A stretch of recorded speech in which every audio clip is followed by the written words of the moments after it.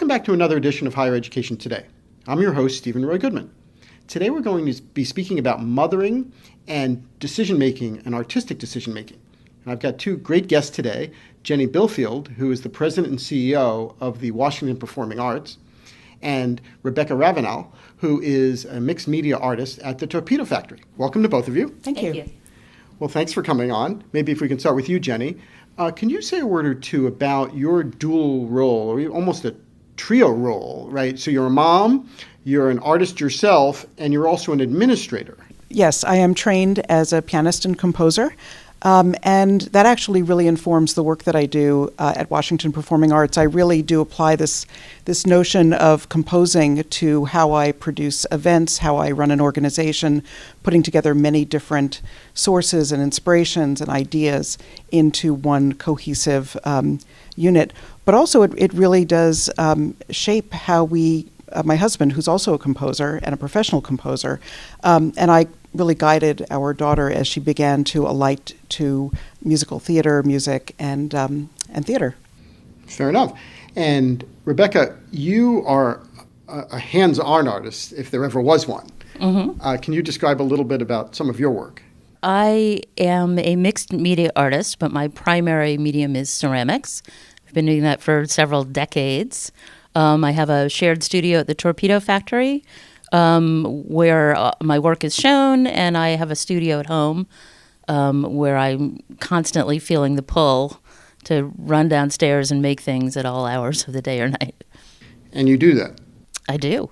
And how, since this is also about mothering, how does that play into your life in terms of obviously the push and pull of your schedule, but also the push and pull of being an artist? Yeah, I actually took a few years off when I have two girls. I took a few years off when they were very young. It started, when I was so pregnant, I couldn't actually physically lean over and get things in the kiln anymore. So I thought that was a good time to take a break, and it lasted until my youngest was off at school. So I did feel like I kind of put everything down for a while. But then I got back into it, and I'm making things and showing and selling and teaching. And as the kids get older, of course, there's more and more time to do that as they're more on their own. And in terms of being on their own, do you feel comfortable with the paths that you laid out for your kids? Sure. I mean, it's primarily my path. I like to bring them along when I can. I'd love them to go down one of the paths, but ultimately they have to take their own path. And Jenny, what do you think about the paths? Do you think how much of a path should you lay for a student? Well, it's interesting reflecting on what Rebecca was saying. We brought our daughter Hallie to everything. Performances, rehearsals. She was backstage with me when I greeted artists. She often was in the audience after a performance asking questions. So she was very, very much involved in our lives, and it was a way for us to spend a lot of time together as a family. And she very naturally gravitated towards the storytelling in musical theater and the arts. So we very much responded to her increased interest. And because it was such an organic part of our lives, it felt very natural to help her find things that she could dig into more deeply. We didn't have a particular aspiration for her to pursue one field or another, but really from the time she was probably 4 years old, 3 years old, her incredible ear for music and her real interest in storytelling, the stories of families and people and kids, just completely connected with theater. So we thought, okay, we know what to do. Bringing her to shows, younger than the approved age at theater, but just to give her that sense of immersion and also the sense that she was welcome and that she belonged in these environments gave her a real sense of agency and confidence around a surprising variety of people at a really young age. Well, that's a really interesting point. Do you think, though, that a lot of parents are laying that open world out to their sons and daughters, or do you think a lot of families are a little hesitant to do that? My observation is that it really goes with how people place the arts in their lives. If they see the arts as something that is so super special, it's saved for a holiday or special occasion, then there's a certain level of pageantry around an artistic experience versus a family that goes to a high school performance and goes to hear a church in a choir in a church. gets a lot of tickets so that there's a sense of porousness and continuity in their arts experiences. And for us, it was never a question of having the best seats in the Broadway house and the Symphony Hall. It was about going to a lot of things. So we went to summer stock, we went to kids' performances, and that's how I was raised as well in New York. I went to hear a little orchestra society, but also went to church basements to hear contemporary music concerts. My parents didn't buy the expensive tickets, but the point was to go to a lot of stuff. And that way the arts became part of my life instead of that special occasion experience. And that, I think, began to really seep into Hallie's life as well. And Rebecca, do you agree with that in terms of the special events analysis? Yeah, I mean, we did both. Obviously, there were annual things that were a special event, like, the Nutcracker with Grandma, that you go to every year, and they look forward to that. But yeah, we really tried to bring them to everything, from the kids' theater to the backyard summer concerts to the Kennedy Center kids programs, the instrument petting zoos and that kind of thing. I just wanted to, and the museums, visual arts. I really just wanted them to experience a lot of different things, because you never know what's going to grab their imagination. And in terms of bringing those imaginations to the fore, are you afraid ever that, why don't I raise this to both of you, are you afraid ever that you're leading students or your students in a particular direction when in fact you want it to be more organic? And I think, Jenny, you referred to organic before. I believe in throwing a lot of different experiences at kids, like trying different foods, visiting friends in different neighborhoods, that they're sort of open books. And so the more experiences they can have, and the more you talk about those experiences and share the experiences, the more they will begin to respond and engage in different ways. So we really followed what Hallie was interested in. She had a fantastic kindergarten teacher in New York who was a master puppeteer. And so her interest in storytelling and puppets began to grow in all sorts of interesting ways. And that was another sort of narrative form. She also had a teacher who worked with the kids, teaching them Bollywood dances when they were 4 years old as a way of learning the alphabet, of course also in New York. And so Bollywood dancing, I started loving Bollywood music and started dancing. So we didn't have this sort of, this is what a kid does, this is what a parent does. It's like, oh, our kid leads us in interesting directions. We'll learn what they're doing. It'll shape our lives. She'll learn by coming with us, and she's welcome in all of these settings with adults, with kids. So there wasn't this sort of highly orchestrated structure as much as, okay, let's see how we can spend time together as a family. Sometimes I'll come over to your side, sometimes you'll come over to my side, but the point is to share it and do it together. And in the arts, that was easy. I don't know what we would have done had we had a kid who was like a hockey player, 4 a.m. when we go to sleep at midnight every night. But so we had a better sense of how to work with a kid who was pretty much, sort of spawned from our own interests.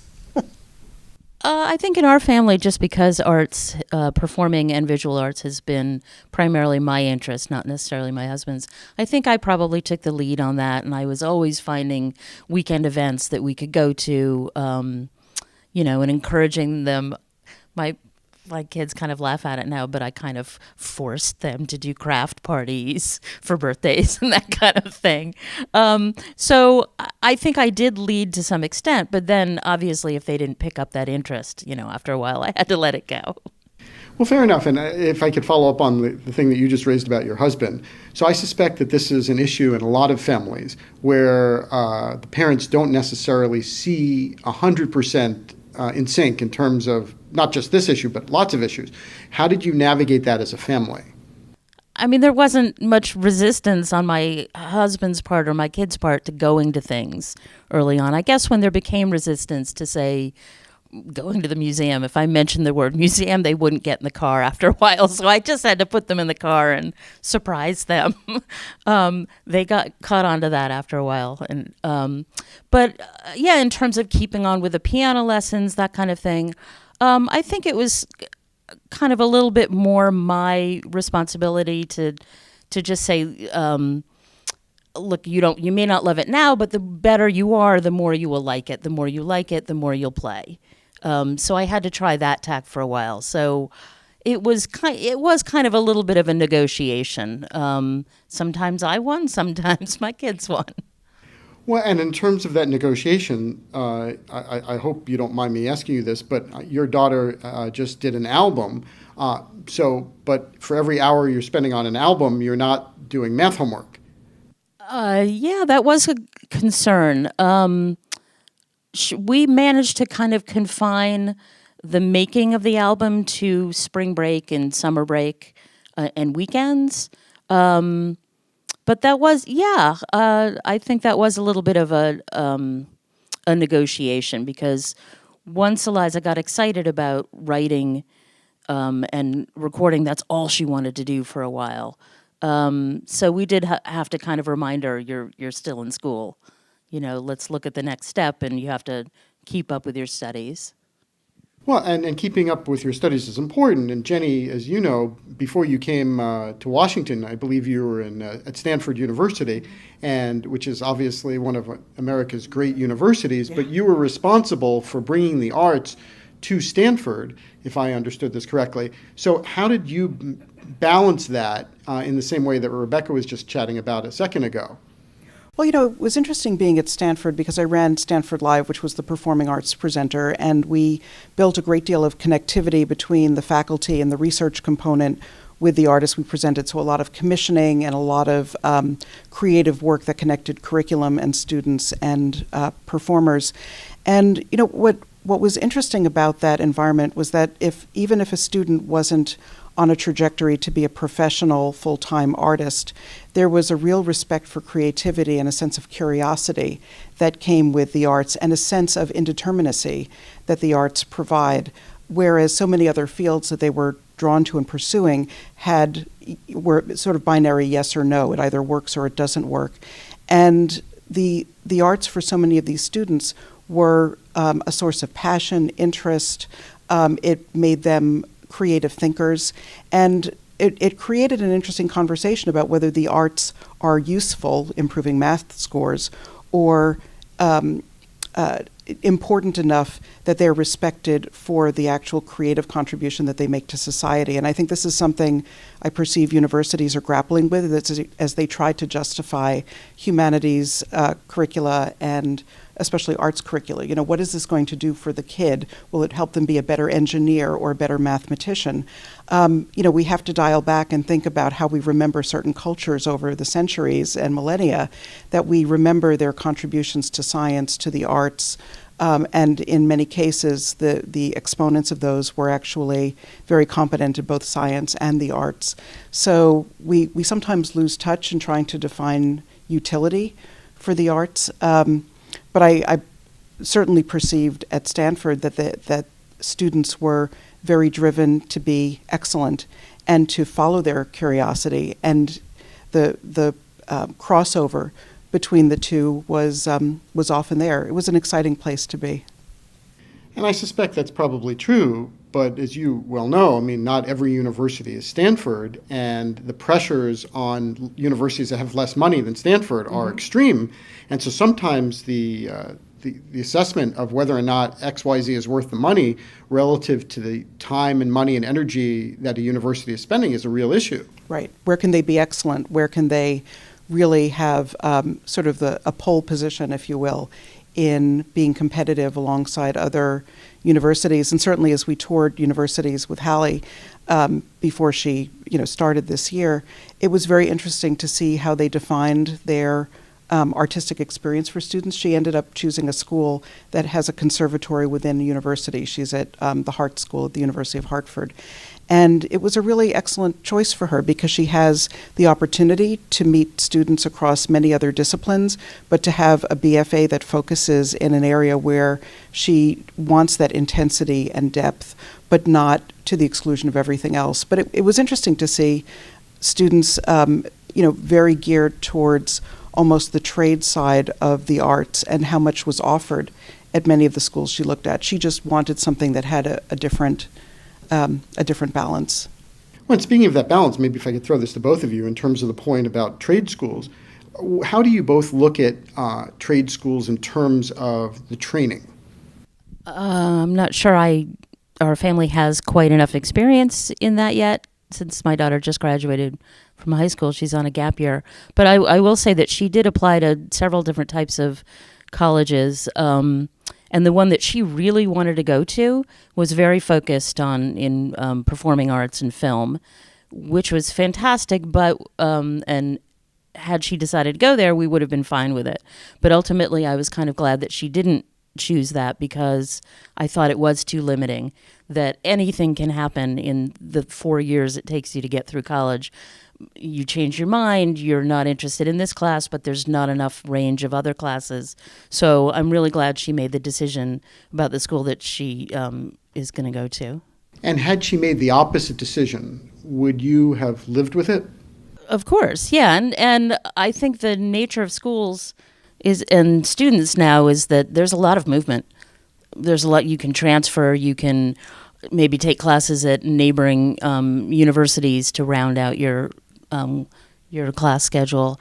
So sure, I wouldn't have. We weren't going to dissuade her if that was really her desire. And do you have a thing or two to say about that, Jenny? I do. I think before Hallie went through this process of applying to schools, I had very strong views about the value of a 4-year college and a traditional college, especially a liberal arts college. And I still appreciate the breadth of experience and the exposure, that sense of discovery of taking, a class in folklore or history or economics that it may not be your area of proficiency, but at least it kind of opens a pathway, a neural pathway, and a sense of discovery and interest. However, throughout the process of getting to know other kids and other families and seeing where Hallie's interests were, I really began to appreciate the value of bypassing a traditional university education when a student is really exceptionally interested in one area, and that's where they come alive and where they have the greatest sense of confidence, and whether they're an athlete or an actor or a visual artist, that if they need that intensive training and they have a voice and a calling, that they should pursue that. And I believe really strongly in people following their calling. We I think, have so overly orchestrated what this path is towards getting a job. And we know that there are people with law degrees who are struggling to get jobs. There are very, very few professions that are slam dunks. And I remember somebody telling me long ago when I was studying composition that you can't write well music that you don't believe in. I think that kind of transposes to careers. If you are not passionate about what you're doing, then you will always be eclipsed by someone who is passionate about that thing you're trying to be really good at.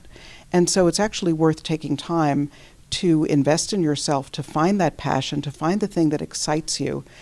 I believe strongly that that the dollars will follow. And I see this in my profession of arts management, arts presenting. I've also been a music publisher. All the people I hire are people with arts degrees, and they're excellent, they're multifaceted, they are very committed to the art, they're articulate, they're very talented people, and many of them are pursuing their art forms as well. So I see many, many more possibilities than sometimes I think parents without arts backgrounds do when they have an arts kid. It's sort of like, oh my God, what do I do with this arts kid? Is there a pathway? And unfortunately, they don't have necessarily the wherewithal or the contacts, perhaps, to explore all the different pathways. I mean, my mother was an economist and a stay-at-home mom with a love of music, but no professional musical experience, and she did not know what to do with me. But she had a phone, and she knew some teachers, and she had, a phone book, and she started calling people. She called a local orchestra. She called a teacher from her high school who is miraculously still alive. And she said, I have this kid, and she's composing, and she's 10. What do I do with her? And she just she got on the phone, and she figured out a way to get the information she needed.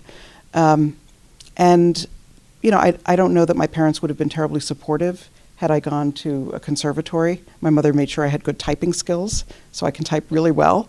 But they, isn't that funny?